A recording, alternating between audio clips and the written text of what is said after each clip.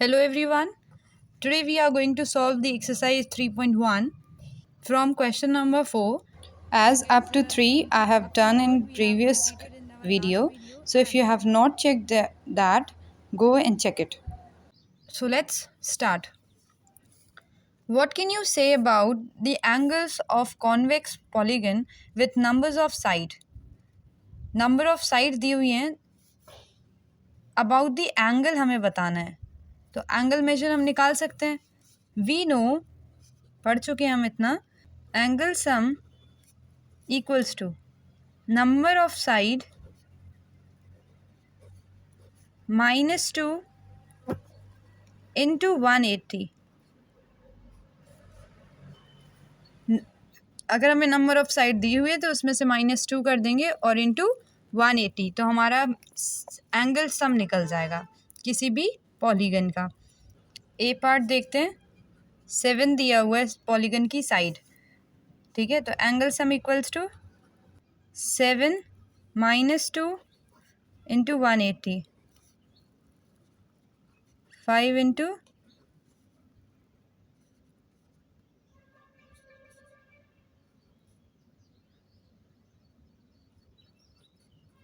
900 degree.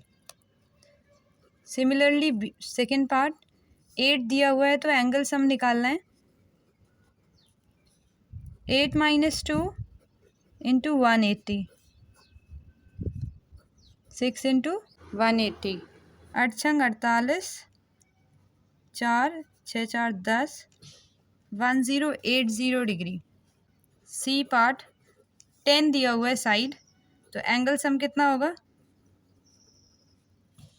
10 -2 into 180, 8 into 180, 8 64, 6 8 144. D part N दिया हुआ है तो एंगल सम क्या हो जाएगा? n -2 into 180. Now question number 5. What is a regular polygon? सबसे पहले पूछा रेगुलर पॉलीगन है क्या. तो a polygon which has equal angles and equal sides, that is equiangular and equilateral, is called regular polygon. Okay, now state the names of regular polygon of names बताना है. पहला part है 3 sides अगर हैं तो क्या उसका नाम होगा? Equilateral triangle. Okay. Second, 4 sides है तो क्या नाम होगा? अभी पढ़ा था, स्क्वायर. थर्ड, 6 साइड्स है तो क्या कहेंगे? 6 साइड्स के पॉलीगन को वैसे कहते क्या हैं? हेक्सागन. क्योंकि ये रेगुलर पॉलीगन की बात हो रही तो रेगुलर हेक्सागन लिख दो तो बेटर रहेगा, क्योंकि इसका पर्टिकुलर और कोई नाम नहीं है. 4 साइड्स को क्वाड्रिलेटर होते हैं, लेकिन हमने उसमें स्क्वायर नेम दिया क्योंकि चारों साइड और चारों एंगल्स इक्वल होते हैं स्क्वायर के. 90 degree each and sides equal होती हैं. सेम इक्विलेटरल ट्रायंगल में equal sides and equal angles होते हैं. 60 60 60. सेम हेक्सागन में. ओके. 1 2 3 4 5 6 एंड 6 के 6 एंगल्स इक्वल मेजर के बनते हैं. Question number 6. Find the angle measure x in following figures. Figures में हमें x का वैल्यू पता करना है. फर्स्ट ऑफ ऑल हमें ये पता चल रही है शेप क्या है? अ क्वाड्रिलेटरल. तो क्वाड्रिलेटर की एंगल मेजर कितना होता है? 360. चारों एंगल्स को ऐड कर दो. 50 + 130 + 120 प्लस एक्स इक्वल्स टू 360। ये तो समझ में आया। सबको ऐड करेंगे तो क्या होगा, 0, 3 2 5 5 10, 1 कैरी और 3 equals to 360। X equals to कितना हो जाएगा, ये 300 उस साइड ट्रांसपोज करेंगे तो माइनस हो जाएगा, तो 360 माइनस 300, एक्स इक्वल्स टू आएगा 60 डिग्री। ओके, सेकेंड पार्ट इसका, वंस अगेन क्वाड्रिलेटर है, 1 2 3 4 साइड्स हैं, इसलिए एंगल सम कितना होता है 360। सबको ऐड कर दो, ये 90 है तो ये अपने आप से 90 होगा, ये पहले से, तो 90 plus 60 plus 70 plus x equals to कितना हो जाएगा 360। ऐड करो, 0 प्लस एक्स यहाँ लिख देंगे, 6 कम 6, 6 दूनी 12, 6 तियाँ 18, 19 20 21 22। Okay, x equals to 360 minus 220, x equals to 140 degree. Question number C, इसमें हमें 1 2 3 4 5 साइड्स दी हैं, मतलब ये क्या है, पेंटागन। तो एंगल मेजर निकाल लो इसका। एंगल मेजर कैसे निकालते हैं, नंबर ऑफ साइड्स -2, 5 - 2 3 इंटू 180, ठीक है। 38 24 की 4 2 3 2 5, 540 डिग्री आ जाएगा। अब 540 डिग्री यहाँ आया तो हम यहाँ से ये कर सकते हैं कि इन दो का मेजर हम खुद से निकाल पाएंगे लीनियर पेयर से। 180 माइनस 70 करेंगे तो क्या होगा 110, और यहाँ 120 क्योंकि 60 है। अब सबको ऐड कर देंगे, 30 plus x plus x plus 110 plus 120 equals to कितना हो जाएगा 540। आई होप समझ में आ रहा होगा। 5 एंगल हैं, 1 2 3 4 5, तो पाँचों को जोड़ के 540 के इक्वल, क्योंकि हमें एंगल मेजर पता होता है, निकाल सकते हैं हम, ठीक है।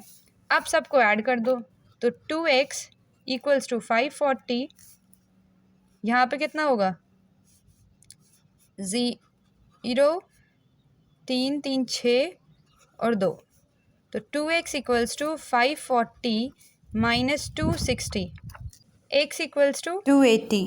डिवाइड करेंगे 2 से, तो x इक्वल्स टू आ जाएगा हमारा 2 एकम 2 2 चौको 8 0, 140 डिग्री।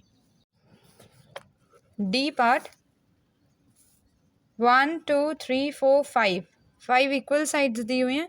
वंस अगेन पेंटागन का आ गया, रेगुलर पेंटागन जिसे बोलते हैं। अब रेगुलर पेंटागन है तो कितना एंगल होगा, अभी मेजर किया था हमने 540। ओके, अब क्योंकि साइड्स इक्वल हैं तो एंगल्स भी इक्वल होंगे, एक्स ये दिया हुआ है मेजर, तो 5x, एक्स इक्वल्स टू कितना हो जाएगा 540 डिवाइडेड बाय 5,